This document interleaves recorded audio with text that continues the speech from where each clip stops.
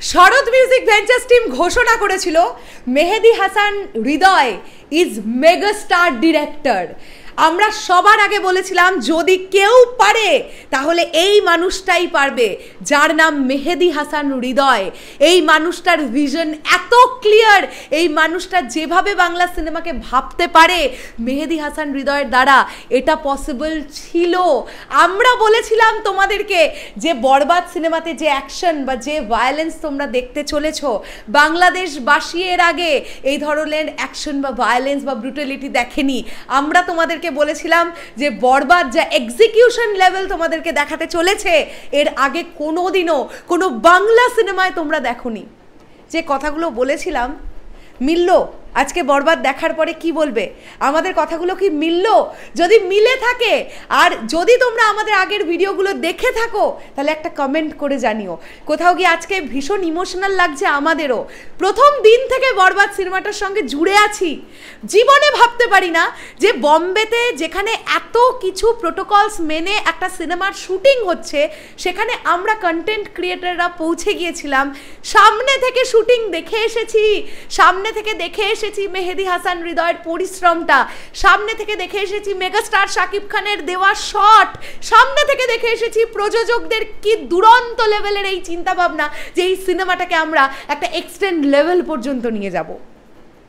আজকে যখন বেরিয়ে সবাই রিভিউ দিচ্ছে না যেটা তুফানের বাপ লেভেল হয়ে গেছে, কোথাও গিয়ে মনে হচ্ছে হ্যাঁ মার্কেটে রায়হান রাফির কম্পিটিটর ঢুকেছে। আর এই কম্পিটিটর ঢোকার দরকার ছিল, হেলদি কম্পিটিশন দরকার আছে।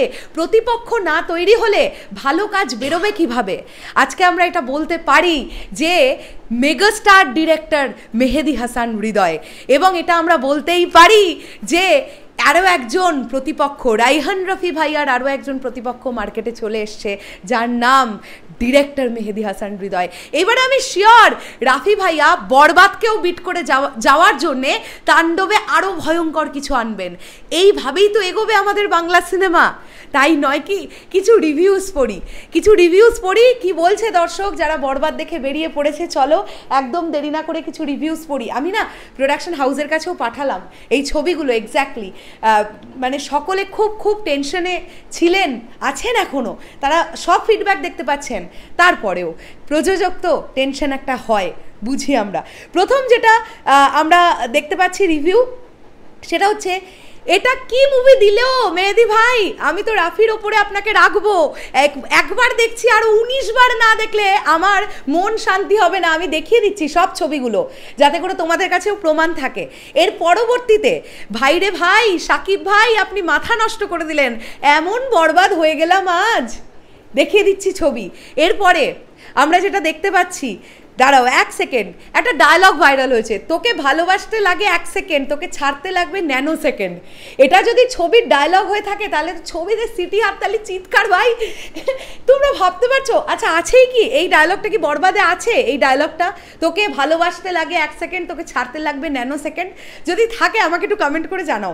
আচ্ছা এর পরবর্তীতে রিভিউটা দেখো, রেড কালারের যে রিভিউটা, বিশ্বাস করেন আর না করেন সেটা আপনার বিষয়, কিন্তু একটাই কথা বলবো, তুফানের চেয়ে 100 গুণ ভালো গল্প বরবাদে আবার দেখব। এর পরবর্তীতে এই ছবিটা দেখো, Borbaad is 100% better than Toofan, Shakib খানের ক্যারিয়ারের best movie, hats off Mehedi Hasan Hridoy and real energy production. এই তো রিভিউ। আচ্ছা আরও একটা রিভিউ কি দেখলাম, এটা মাত্র হল থেকে বের হলাম, বিশ্বাস করেন তুফানের বাপ হয়েছে বরবাদ। হৃদয় ভাই কি বানাইলো, পুরা ইন্টারন্যাশনাল মানের সিনেমা। এর বাজেট 15 কোটির নিচে হবে না। একটাই কথা বলবো, বরবাদ দেখার পরে শাকিব খানের ভক্ত হতে বাধ্য হবেন। সো আর কারোর বাজেট নিয়ে কনফিউশন আছে? 15 crore সিনেমা না 17 crore সিনেমা না 12 crore সিনেমা? যখন সত্যি বলেছিলাম এই ছবির বাজেট 15 কোটি টাকা, তার থেকে বেশি বই কম নয়। আমি কি বলবো, ছাড়ো, প্রডিউসার নিজেই বলেছেন। রিসেন্টলি যে ইন্টারভিউটা নিয়েছিলাম শাহরিন দিদির, সেখানে প্রডিউসার নিজেই বলেছেন 15 crore ওপরে বাজেট এই ছবির। এক্সিকিউশন লেভেল সেটা দর্শককে প্রমিস করাতে পেরেছে তো, দিতে পেরেছে তো সেই এক্সিকিউশন লেভেল, যেটা দেখে মনে হচ্ছে এই ছবির বাজেট 15 কোটি টাকা প্লাস। কমেন্ট করে জানাও। কিন্তু আমরা কিন্তু এখনো বরবাদ দেখতে পারিনি, খুব মনটা মানে কি বলবো উচাটন করছে কখন দেখবো বরবাদ।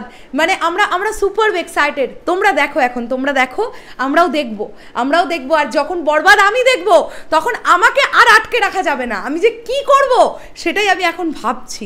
শেষ করলাম ভিডিওটা, আসছি আবার খুব শিগগিরই নতুন কোনো ভিডিও নিয়ে। তাহলে এখনের জন্যে টাটা।